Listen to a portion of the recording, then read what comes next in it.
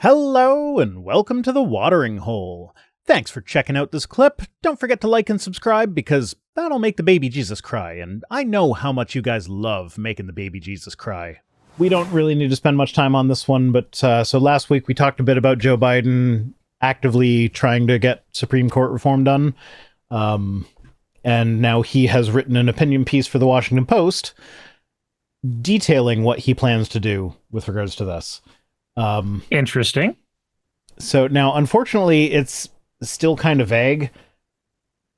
He acknowledges that the Supreme Court's decision on July 1st to grant presidents broad immunity from prosecution for crimes they commit in office means that there are virtually no limits on what a president can do. The only limits will be those that are self-imposed by the person occupying the Oval Office. The fact that he's even acknowledging this while simultaneously calling for reform for the body that essentially gave him carte blanche to do whatever the fuck he wants, speaks volumes to his character and how he is willing to limit himself for the good of the country, because he knows that long term, if he uses the powers that the Supreme Court just hypothetically granted him, that's not good for the country. Long term, it's very, very bad. It goes back to that conversation the older gentlemen were having at the card shop that I was at, where one of them pointed out, like, hey, the President Biden speech was beautiful in his eyes because it showed that he was humbly giving up that power, that opportunity, giving up that fight for the better of the American people. And whether the other people who were involved in that conversation agreed or not, I'm not super concerned with. I think that the sentiment that was said there, literally a couple feet behind me, it made perfect sense. It makes perfect sense. And it was nice to see that was like, these are people who are like 60 years old. This is what that generation, or some people from that generation, are seeing from Biden. That's a good thing. That's a good takeaway for them to have. Alex Merkel says, "Aw, we aren't getting a Dark Brandon moment before he patches the bug in the system." We've gotten a few recently, though, that have been nice, like the media trying to get him and saying, oh, what are you going to do about the hostages that are currently held, I think, by Russia? And Biden was you mean the ones that Trump didn't do anything for? Yeah. And then Biden basically snapped back at them going, I'm doing what I can to do. Do you want me to go ahead and ruin that by telling you what it is? Yeah. Do you want me to go ahead and fuck it all up by giving you that information right here publicly? Is that what you want right now? Yeah. Now, so I was thinking when I found out that, like, it was written by Joe Biden or whatever, I was thinking, like, oh no, he probably had an aide or a speechwriter or something write this. But like reading through it, it genuinely reads the way he talks. So I think he did actually write this. I'm sure he had editors make sure that it was fine or whatever, but like I'm pretty sure he actually did the writing on this. That being said, I'm not a fucking expert on this. Well, and you can, if you know somebody's speech patterns well enough, you can write a script that sounds like them. So just ask ChatGPT about that. I meant a real person. No. I take that back, because I've tried to get ChatGPT to write stuff that sounds like I wrote it, and I'm like, no, I wouldn't write that garbage. So, Yeah, I had a friend years ago who made a script for a video they wanted me to voice for, and they were like, I wrote the script to sound like you speaking these words. And to be fair, they did a decent job. When somebody else read over it, they're like, that just reads like a Cirrus video. That just reads like how he speaks live. So like, yeah, it's doable if you're good enough at mimicry and mockery. Not mockery making fun of, but like a mockingbird. You can do that. And I guarantee you there's somebody in Biden's like immediate aides that are able to do that. Yeah. But it is still very nice. Like there's nothing wrong about having a presidential aide help write something like that. This seems authentic is what I'm getting at. Yeah. And I'm also explaining why I'm skipping a bunch of it, because as we know, Biden kind of rambles a little bit at the beginning of things. Yeah. But so to get to the meat of it, he says, first, I'm calling for a constitutional amendment called the No One is Above the Law Amendment. When did we stop numbering them? When did we name the amendments? 27? But 28? it would make clear that there is no immunity for crimes for a former president, or no immunity for crimes a former president committed while in office. I share our founders' belief that the president's power is limited, not absolute. We are a nation of laws, not kings or dictators. So now, obviously, as the president, he can't just amend the Constitution. He's calling for an amendment. It's not going to pass unless the Democrats get a supermajority, because, like, realistically, this should be able to pass with bipartisan support. But the I can GOP are a bunch of imagine hacks. I can imagine a bunch of people in the GOP just sitting there going, "No, we want that power. When when that power is bestowed on us, oh, what wonders we shall wrought."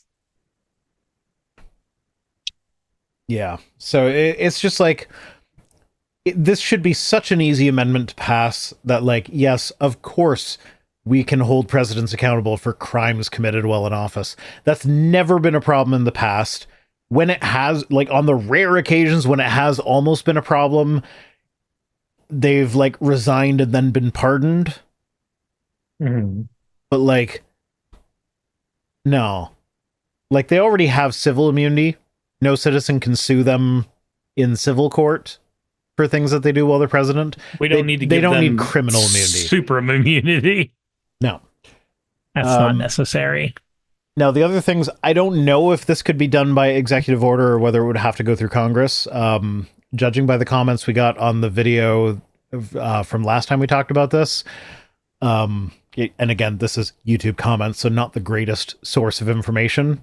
Yeah. But the consensus among YouTube commenters seems to be that this has to be an act of Congress. It can't be an executive order.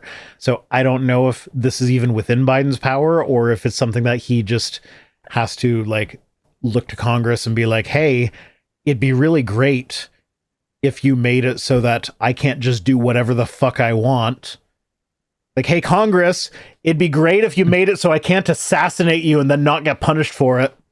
Yeah, so Congress has to propose an amendment in a joint resolution, and then the president is allowed to look at the amendment and, give a stamp of approval. Are we talking about constitutional amendments or an amendment to how the Supreme Court works? Because I don't know that the Supreme Court and all the inner workings of the court are dictated exactly by the Constitution. Let's find out. Again, not an expert. I didn't really look into this all that much, because, again, this seems like something that doesn't really have a lot of teeth to it, but, like, at least it's being discussed, at least it's being proposed. Yeah, I don't have a straight answer on that one, actually. Well, Van Briggs is saying constitutional amendment. I don't think it's that cut and dry. Like, the constitutional amendment, that's the thing where, like, he wants to amend the Constitution so that it's not just a law that presidents can be prosecuted. It is now built into the Constitution that presidents can be prosecuted for crimes.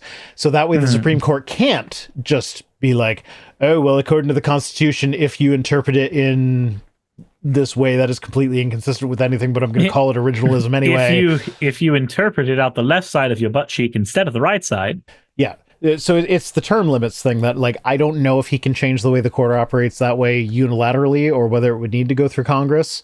And if it does need to go through Congress, I don't think it would need to be a constitutional amendment for this. It would just need to be a new law. I don't know. Fair. But yeah, so that's his plan, where he wants them to have 18-year term limits. And again, he doesn't explain how this would apply to the court that we currently have, but in theory, if you, like, start from scratch, that would mean that every president gets 2 appointments no matter what. Like, every 4-year term gets 2 appointments, which would be kind of ideal. I think that's fine. I'm okay with that. It's harder to game the system the way that McConnell did. Yeah. I would hope there would be a provision in there against McConnelling the shit out of it.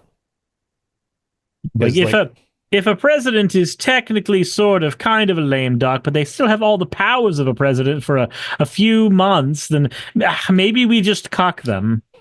That's right. We force the president to engage in cuckoldry constantly, watching everybody else do president shit except him. Yeah, so people on Twitch are talking about constitutional amendments, and it's like, no, I don't think this would require a constitutional amendment for the second thing. And also the third thing, He's calling for a binding code of ethics for the Supreme Court, which it's completely baffling to me that they don't have that already. Can you imagine they only just now got the self-enforced code of ethics that is completely toothless. But it's like a traffic court judge is held to a higher standard than the highest court in the land. Yeah. What the fuck? How does that make any amount of sense? Welcome to the United States. Like this is a walking contradictions. This is a thing that I've run into on my main channel when talking about, like, because they'll talk about like, oh, God is like a judge and Jesus paid your fine. And so it's like, that's like the judge's son paid your fine in order to get you out of trouble. That would actually be an ethics violation if the judge allowed that to happen. Now, like, ultimately, you're not supposed to take it literally, Rhino. You're not supposed to take it literally. But like, they're talking about fines like traffic violations. I'm like, and I've mentioned this in videos, is like, it's weird that a traffic court judge is held to a higher standard than the Supreme Court of the United States. Rhino, I have a question. Take bribes from billionaires and then rule things in that billionaire's favor, and it's fine, apparently. What's your question? If Andrew Tate dies and is sitting there getting judged by St. Peter, can St. Peter list everything he's done under traffic violation?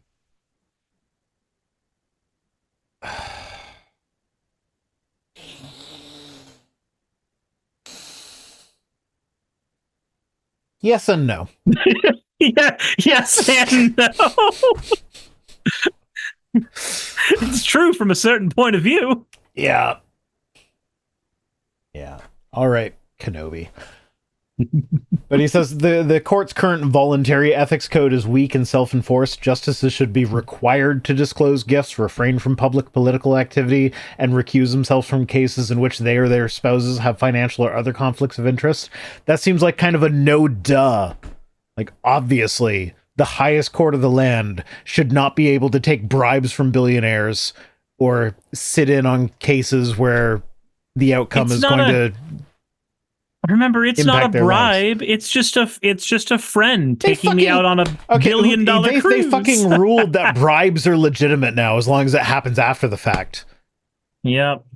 It's like, okay, fuck off, you fucking assholes. But Clarence Thomas is sitting there going, "Daddy needs a new pair of shoes, like 50 million of them."